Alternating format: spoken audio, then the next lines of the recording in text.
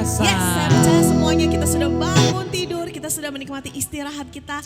Dan saat ini kita mau sama-sama merayakan kehebatan Tuhan kita melalui ibadah ini. Kita mau sama-sama naikkan pujian penyembahan dengan suara kita. Dan kita mau menyembah nama Tuhan, satu-satunya nama yang layak kita sembah. Mari sebelum kita mulai ibadah, kita bersatu dalam doa terlebih dahulu. Mari kita masuk dalam doa. Tuhan, terima kasih baik Kau Tuhan, karena kesempatan yang masih Kau berikan bagi kami semua, sehingga kami bisa bangun dan masih bisa beribadah untuk muji dan memuliakan nama-Mu Tuhan. Sementara kami akan menaikkan pujian, kami akan menaikkan penyembahan kami, biarlah Tuhan Kau dengar dan Kau jawab Tuhan. Kami serahkan seluruh kegiatan acara ini dalam tangan-Mu Tuhan, yang di dalam nama Tuhan Yesus, haleluya, amin. Oke, haleluya, mari saya mau ajak setiap jemaat, ayo kita bangkit berdiri, pastikan kita berdiri, kita mau bertepuk tangan memuji Tuhan, Tuhan Yesus yang dahsyat. Apapun saat ini masalah kita, meskipun kita sedang dalam badai topan dunia, tapi kita tahu hanya Tuhan perlindungan kita. Amin. Di badai topan dunia, Tuhanlah perlindunganku, kendati goncang semesta, Tuhanlah perlindungan. Sekali lagi katakan.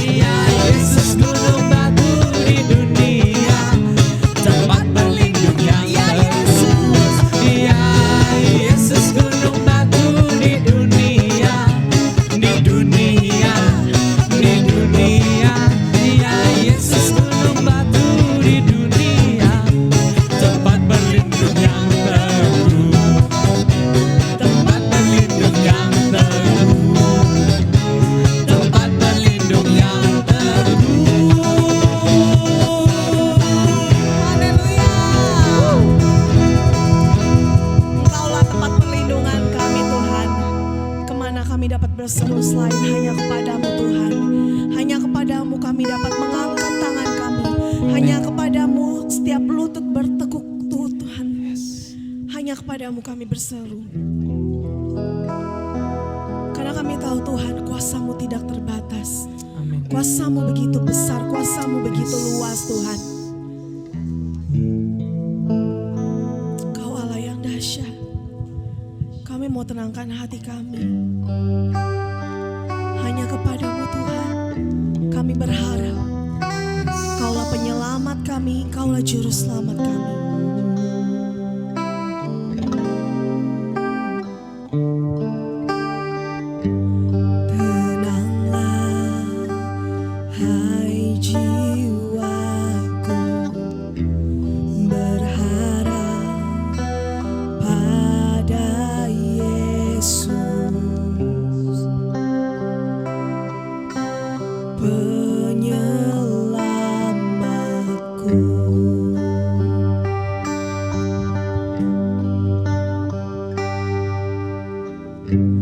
Berserah, hai jiwaku, sepenuhnya pada Yesus, penyelamatku.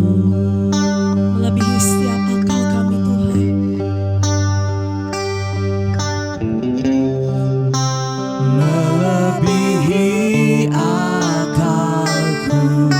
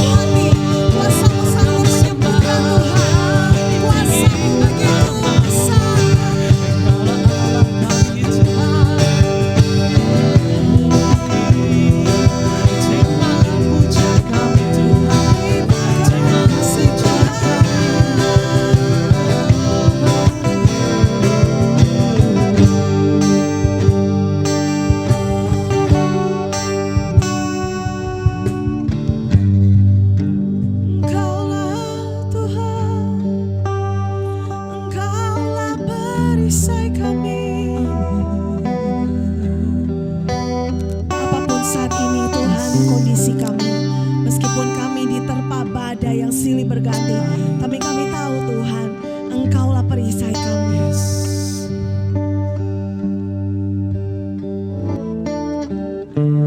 Engkaulah perisaiku saat badai hidup menerpaku. Janjimu di dalamku pulihkan jiwaku, Pulihkan jiwaku. Ku kan berdiri di tengah badai dengan kekuatan yang Kau berikan. Sampai kapanpun ku kan bertahan, karena Yesus selalu menopang. Ku kan berdiri di tengah badai dengan kekuatan yang Kau berikan. Sampai kapanpun ku kan bertahan, karena Yesus selalu menopang. Ku kan berdiri di tengah badai dengan kekuatan sampai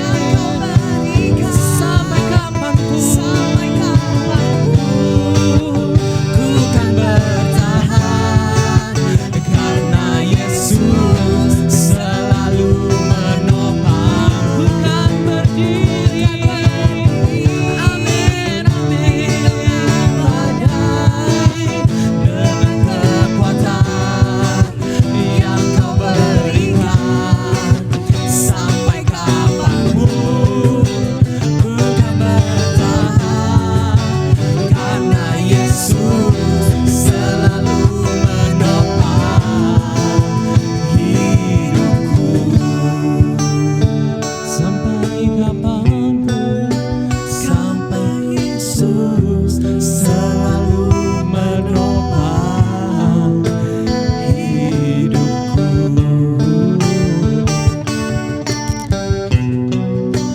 Karena Yesus selalu menopang hidupku.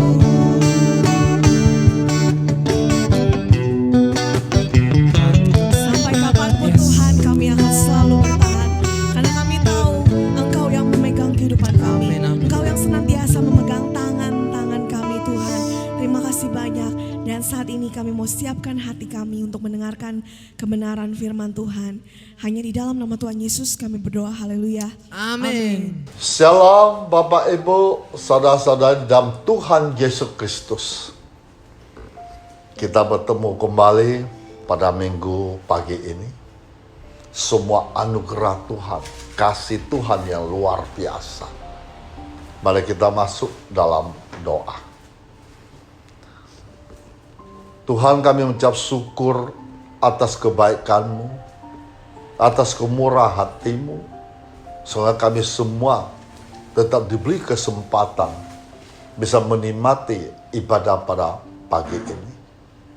Bahkan kami juga bisa menikmati pujian-pujian penyembahan di tempat ini.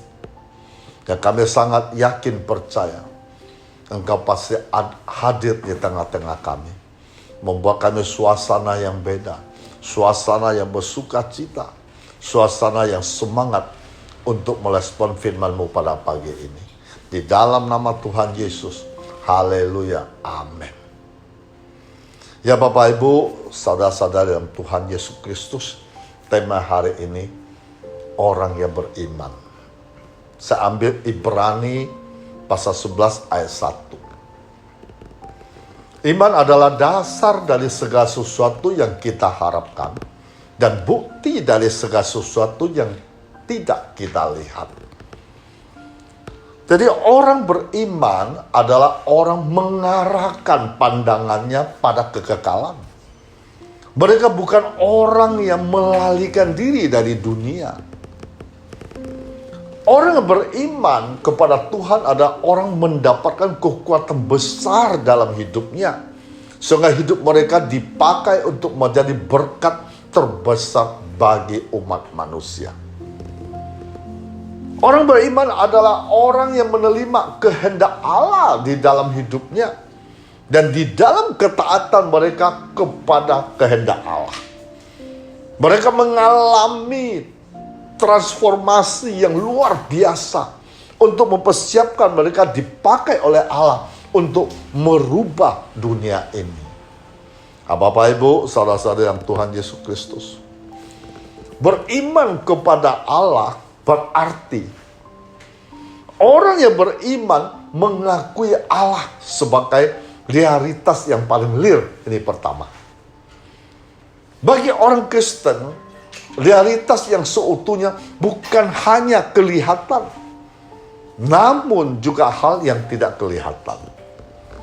Walaupun Allah tidak kelihatan, tetapi ia adalah realitas yang real. Ini bukan hanya keyakinan orang percaya, tetapi sekaligus merupakan pengalaman kita. Kita ada orang yang sedang berjalan bergandeng tangan bersama Tuhan menuju surga mulia yang kekal.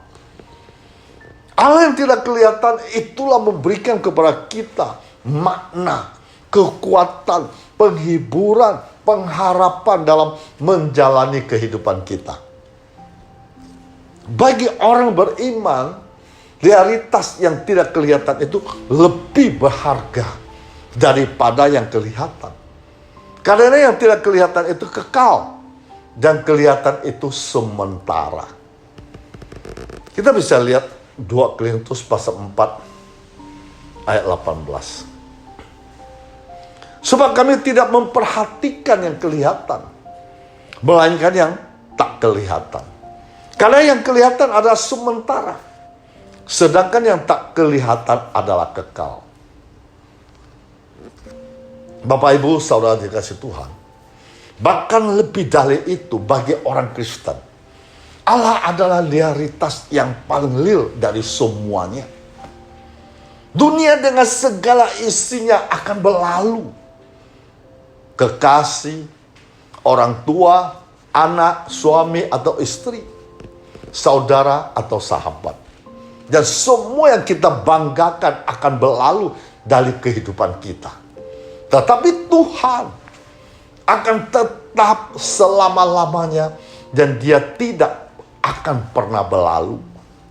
Nah, kita bisa lihat lagi 2 Petrus pasal 3 ayat 18. Tetapi bertumbuhlah dalam kasih karunia dan dalam pengenalan akan Tuhan dan Juru Selamat kita, Yesus Kristus, baginya kemuliaan sekarang dan sampai selama-lamanya. Camkanlah orang yang paling bodoh justru adalah mereka yang menolak Tuhan. Karena mereka tidak akan dapat merasakan pengalaman indah bersama Tuhan. Yang kedua, orang beriman itu mengakui Allah sebagai pribadi yang paling berdaulat dalam kehidupan kita. Ketika kita berkata, percaya kepada Allah, kita mempercaya Dia sebagai pencipta alam semesta yang memiliki kedaulatan tertinggi atas segala sesuatu yang atas kehidupan kita. Dia satu-satunya pribadi yang paling besar dalam hidup kita. Tidak ada yang dapat disejajarkan dengan Dia. Karena itu kita memberikan penghormatan tertinggi hanya kepada Dia. Dan Dia memberikan penghormatan seperti kita kepada yang lain. Bapak, Ibu, saudara-saudari, kalau dari Winley itu adalah seorang pemimpin reformasi di Swiss. Winley itu mengatakan bahwa dosa terbesar manusia adalah memberikan tempat hanya diperuntukkan bagi Allah kepada sesuatu yang bukan Allah. Kebenaran ini terus bergema di dalam seluruh kitab suci. Bahwa Allah harus menjadi terutama dalam hidup kita. Lebih daripada orang tua, anak, kekasih, harta, bahkan diri kita sendiri. Dan ingatlah semua itu Tuhan maksudkan demi untuk kebaikan kita. Yang ketiga, orang yang beriman itu mengakui Allah sebagai satu-satunya sumber berkat dan anugerah yang sejati. Percaya kepada Allah berarti mempercaya Dia sebagai sumber berkat sejati. Bahwa setiap pembelian yang baik, setiap anugerah yang sempurna datang dari Tuhan. Nah, kita lihat lagi Yakobus pasal 1 ayat 17. Setiap pembelian baik dan setiap anugerah yang sempurna datang dari atas, diturunkan dari Bapa segala terang. Padanya tidak ada perubahan atau bayangan karena pertukaran. Setan bukan sumber kebaikan. Ia hanya memanfaatkan ciptaan Allah yang baik bagi tujuan yang jahat. Allah adalah satu-satunya sumber berkat sejati. Karena itu, memiliki Tuhan berarti ia memiliki berkat terbesar. Orang demikian akan memiliki kelegaan terbesar karena Allah yang mengasihinya pasti akan mencukupi setiap kebutuhannya. Tuhan mengasihi setiap anak-anaknya, setiap orang yang dikasihinya secara khusus.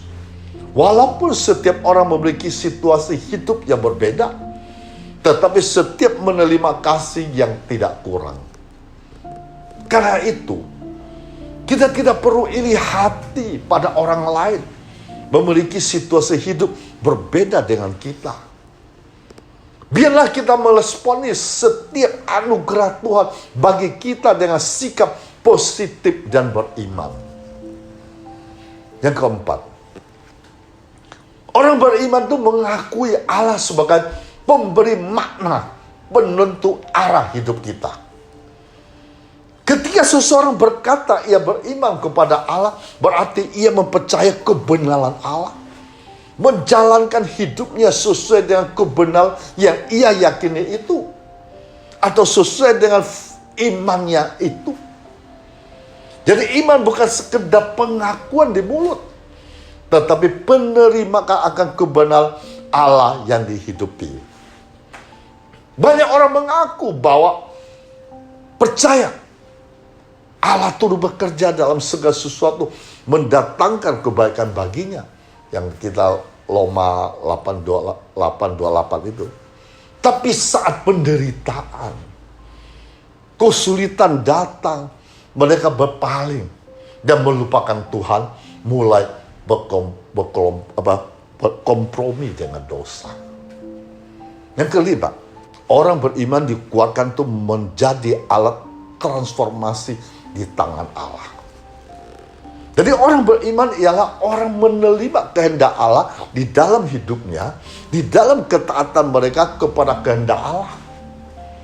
Mereka mengalami transformasi yang luar biasa untuk mempersiapkan mereka dipakai oleh Allah untuk merubah dunia ini. Nah, Bapak Ibu, saudara-saudara di dalam Tuhan Yesus Kristus, saya kasih contoh seperti iman Daniel. Apa yang dapat kita pelajari dalam kehidupan Daniel? Sehingga dalam kehidupan Daniel menjadi sukses dan berhasil. Nah, kita pelajari dari kehidupan Daniel. Pertama, Daniel mempunyai integritas. Daniel adalah seorang yang mempunyai prinsip yang kuat dalam hidupnya. Tidak pernah mau kompromi terhadap dosa. Dia tidak memakan makanan dan minuman raja yang disediakan baginya. Dia menolak menyembah patung yang dibuat oleh Raja Nebukadnezar. Dia juga menolak hadiah dari Raja Belshazzar. Yang kedua, kehidupan Daniel ada suka berdoa. Daniel dapat menafsirkan, mengartikan mimpi Raja Nebukadnezar Karena Daniel sangat peka terhadap suara Tuhan. Tuhan memberitahu mimpi atau arti mimpi tersebut kepada Daniel melalui doa. Sebelum seseorang pun mengetahui mimpi tersebut. Kepekaan Daniel terhadap suara Tuhan adalah dikarenakan dia sering berdoa. Daniel berdoa serta memuji Tuhan sebanyak 3 kali sehari, Bapak Ibu. Yang ketiga, kehidupan Daniel itu mempunyai iman yang luar biasa. Dalam hidup Daniel telah terbukti bahwa Daniel adalah seorang mempunyai iman yang luar biasa. Salah satu contohnya adalah pada saat dia menolak memakan makanan, meminum minuman istana. Karena dia imannya, dia percaya bahwa meskipun hanya dengan makan sayur, minum air saja, dia akan tetap menjadi sehat. Walaupun secara ilmiah hal ini tidak mungkin, tetapi oleh karena iman Daniel, mujizat terjadi. Yang keempat, kehidupan Daniel adalah dapat dipercaya. Daniel adalah salah satu dari pejabat tinggi di kerajaan orang Kasdim yang berada di bawah pimpinan Raja Darius, anak Ahasiweros, yang merupakan keturunan orang Median. Raja Darius berkenan mengangkat 120 wakil-wakil raja atas kerajaannya. Lalu ia membawai mereka semua, diangkat pula 3 pejabat tinggi. Daniel adalah salah satu dari ketiga orang itu. Dan dia diberi kepercayaan untuk memimpin, bahkan melebihi para pejabat tinggi, para wakil raja itu, karena dia mempunyai roh yang luar biasa. Raja Darius bermaksud untuk menempatkan dia atas di seluruh kerajaannya. Hal ini membuktikan bahwa Raja Darius mempercaya Daniel untuk memegang suatu jabatan tertinggi dalam kerajaannya, dan jelas juga terlihat bahwa Raja Darius bersahabat dengan Daniel karena Daniel dapat dipercaya dan dapat diandalkan. Yang kelima, kehidupan Daniel adalah setia. Daniel hidup di antara orang-orang menyembah patung berhala. Namun Daniel tetap setia kepada Allah dan tidak pernah mau menyembah patung berhala tersebut. Daniel tetap berdoa sebanyak 3 kali sehari. Meskipun bangsa Babel, bangsa Median menyembah berhala. Bahkan Daniel berdoa dengan cara sembunyi-sembunyi agar tidak ketahuan oleh orang Median membuat lalangan untuk menyembah ilah lain selain patung berhala. Yang keenam, kehidupan Daniel itu mengenal, mengasihi Allahnya. Daniel tetap menyempatkan diri untuk berdoa kepada Allah meskipun dia dilarang untuk menyembah Allah. Dan dia mengadu kepada Allah saat pejabat-pejabat tinggi lainnya iri padanya dan hendak menjatuhkannya dari posisinya. Daniel lebih mengandalkan Allah daripada Raja Darius. Yang ketujuh, kehidupan Daniel penuh kasih Allah. Daniel ada orang penuh kasih, mau mengampuni. Dia tidak pernah dendam kepada siapapun, meskipun orang itu pernah menyakitinya. Sifat dan sikap Daniel seperti ini merupakan gambaran dari Allah yang penuh kasih kepada kita, meski seringkali kita meninggalkan Allah, berpaling kepada ilah-ilah lain, menyakiti hati Allah. Yang kedelapan, kehidupan Daniel adalah tegas. Daniel adalah seorang pemimpin yang tegas. Dia juga tidak takut kepada siapapun jika dia tidak salah, sekalipun kepada raja. Daniel menjawab Raja Darius dengan lantang saat Raja Darius menanyakan kesanggupan Allah Daniel untuk menyelamatkannya dari gua singa. Daniel menjawab Raja Darius dengan tegas tanpa ada keraguan, karena Daniel yakin bahwa Allah akan menolongnya. Yang kesembilan, Kehidupan Daniel ada bijaksana yang penuh hikmat. Daniel adalah seorang pemuda yang berperawakan baik, memahami berbagai hikmat, berpengetahuan, cakap dan berilmu. Karena itu, Daniel dijadikan penasehat Raja Nebukadnezar, menjadi pemimpin di kerajaan orang Kasdim, dipimpin oleh Raja Darius. Daniel sangat bijaksana dalam memimpin, penuh dengan hikmat dari Allah, sehingga dia dapat menyimpulkan arti dari mimpi Raja Nebukadnezar itu dengan baik. Dan Bapak Ibu, saudara-saudara dalam Tuhan Yesus, tokoh Daniel ini seharusnya dapat kita teladani dalam hidup kita. Namun sering kita tidak meneladaninya. Daniel yang taat, setia kepada Allah seharusnya dapat kita jadikan contoh, agar kita juga dapat menjadi taat dan setia kepada Allah sama seperti Daniel. Meskipun kita hidup di tengah era globalisasi ini. Dunia ini semakin maju karena dipengaruhi oleh era globalisasi, menawarkan berbagai hal duniawi yang menarik. Hasil dari globalisasi tersebut dapat mempengaruhi cara hidup dan prinsip seseorang. Akibat perkembangan globalisasi itu, seringkali kita menjadi lupa kepada Allah. Kita menjadi tidak sempat berdoa karena asik Facebookan. Anak-anak malas beribadah ke gereja karena menonton film kartun anak di televisi. Banyak ibu rumah tangga lupa memasak, mengurus urusan rumah tangga karena mereka sibuk menggosipkan artis sekarang ini asik kawin cerai. Pengaruh globalisasi tidak hanya sebatas membuat orang malas beribadah hingga akhirnya melupakan Allah, tapi juga dapat menimbulkan dosa. Video porno, foto-foto bungil, gambar ala vital kian marak beredar di internet sekarang ini juga merupakan wujud dari perkembangan iptek dari era globalisasi. Banyak perempuan muda dipekerjakan sebagai pekerjaan seks komersial. Banyak pemuda-pemudi dihasut untuk berlandengan mesum dan kemudian dijadikan video porno. Ada pula pemuda rela menjual pacarnya kepada seorang germo hanya demi uang. Ada juga remaja mengalami penyimpangan seksual dengan menyukai sesama jenis. Bahkan di zaman ini orang tua pun tegah memperkosa, menjual anaknya sendiri.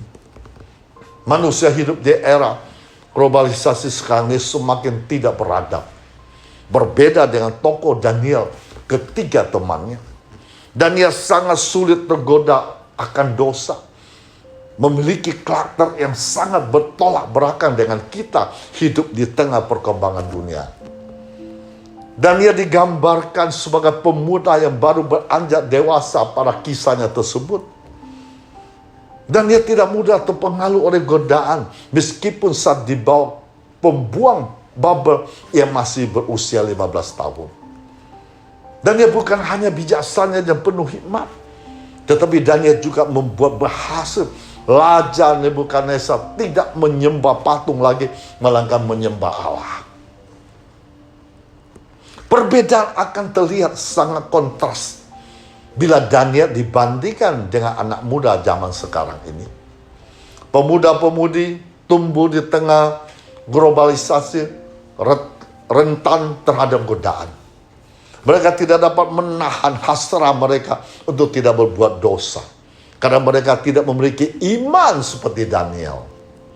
Seharusnya semua orang harus belajar dari tokoh Daniel, memiliki karakter pipi yang positif. Kita hidup di era globalisasi ini seringkali terbawa arus perkembangan zaman. Kita boleh saja mengikuti perkembangan zaman, sama seperti Daniel beradaptasi dengan lingkungan, membelinya nama Babel. Namun demikian kita tidak boleh terpengaruhi oleh perkembangan zaman yang tidak baik. Kita boleh saja mengikuti perkembangan zaman, namun dalam proses adaptasi kita dengan globalisasi dunia ini, kita tidak boleh mengikuti yang tidak baik, menjadi sama seperti dunia ini. Kita harus dapat menahan diri, menghindari dosa sama seperti Daniel tidak memakan makanan raja karena menganggap itu sebagai sebuah kenajisan. Perbedaan karakter antara tokoh Daniel yang hidup pada masa pembuangan Babel dengan kita hidup di tengah peradaban modern sekarang ini sangat terlihat jelas. Berbeda dengan kita seringkali menjadi sama dengan dunia ini. Kita mengikuti perkembangan zaman globalisasi ini ke arah yang tidak baik. Kita semakin malas membawa Alkitab karena sudah memiliki Bible Bible. Malas berangkat ke gereja karena sudah ada DVD, kumpulan khotbah dijual di pasaran yang dapat ditonton kapan saja bila sempat. Bahkan kita sudah semakin malas untuk berdoa, memuliakan nama Allah seperti yang dilakukan oleh Daniel. Karena banyak tempat menarik yang ingin kita kunjungi. Misalnya seperti klub malam, diskotik, bahkan hotel mewah menawarkan fasilitas tambahan. Dan dia berdoa, memuliakan nama Allah sebanyak 3 kali sehari. Berbeda dengan kita di era globalisasi ini. Jangankan untuk berdoa 3 kali sehari, dapat berdoa 1 kali dalam sehari saja. Terkadang sudah syukur karena kita terlalu sibuk dengan kesibukan kita. Dan dia selalu mengandalkan Allah dalam segala hal. Pada saat ia ingin menafsirkan mimpi, mengalami kesulitan, ia tetap mengandalkan Tuhan. Bahkan saat dia memperoleh sukacita sekalipun, ia tetap memuliakan nama Allah. Ia tidak tergoda pada kenikmatan sesaat yang ditawarkan kepadanya. Tokoh Daniel inilah dapat kita jadikan sebagai teladan kita dalam menjalani kehidupan kita di era globalisasi ini. Kemajuan perkembangan iptek adalah hal yang baik, namun akan menjadi sesuatu negatif bila kita tidak bijaksana dan memilih perkembangan bagaimana kehendak kita ikuti. Kita boleh saja mengikuti perkembangan zaman, namun hendaknya kita jangan menjadi sama seperti dunia ini yang semakin tidak beradab, tidak bermoral, karena semakin jauh dari Tuhan. Bila kita jauh dari Tuhan, maka kita tidak akan dapat lagi mendengar suara Tuhan, mengerti akan kehendaknya, sehingga kita tidak dapat lagi mentaati Tuhan. Jauh dari Tuhan berarti jauh dari keselamatan, memperoleh kesukaran dalam hidup. Oleh karena itu, hendaklah kita dapat belajar dari tokoh Daniel, menjadikan sebagai teladan hidup kita pada masa sekarang ini. Tuhan memberkati kita semua. Mari kita masuk dalam doa. Tuhan, terima kasih. Lewat firman-Mu, kami lebih mengerti. Kami mau seperti teladan Daniel yang luar biasa, tidak pernah mengkhianati dengan Engkau. Selalu dia berseru dengan nama-Mu. Selalu dia mengandalkan kepadamu. Selalu dia bertanya-tanya kepadamu. Dan apapun yang dia ingin lakukan, lebih dulu dia datang, diam di hadapanmu. Dan dia rajin berdoa 3 kali setiap hari. Dia selalu intim bersamamu. Dia selalu melekat kepadamu.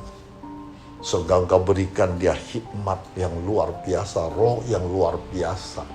Engkau memberikan karunia demi karunia untuk menafsirkan arti mimpi tersebut. Dengan ketaatan, dengan kesetiaan, sehingga dia diangkat menjadi pemimpin yang nomor 2 dari kerajaan. Terima kasih Tuhan Yesus Kristus. Hal ini kami juga mau lakukan seperti firman Tuhan pada hari ini. Kami selalu takut kepadamu. Kami harus setia taat segala perintah-Mu. Di dalam nama Tuhan Yesus Kristus. Bapak, hamba tetap berdoa. Tuhan Yesus ulurkan tangan-Mu yang penuh pengharapan, yang penuh kuasa kedaratan. Bagi setiap orang yang datang, mengandalkan kepada, berharap kepada, bersandar kepadamu, maka kehidupannya akan diubah menjadi kehidupan yang bahagia. Sakit akan disembuhkan, bermasalah akan jalan keluar, sengsara akan mendapat kebahagiaan. Karena Yesus sanggup melakukan segala-galanya. Karena bagimu tidak ada mustahil. Di dalam nama Tuhan Yesus Kristus. Haleluya. Amin. Mari kita arahkan tangan ke atas. Terimalah damai sejahtera Bapa kita di surga. Cinta kasih Tuhan Yesus tidak pernah berkesudahan. Persekutuan dengan Roh Kudus saat ini sampai Maranatha. Di dalam nama Tuhan Yesus Kristus. Yang percaya katakan amin. Haleluya.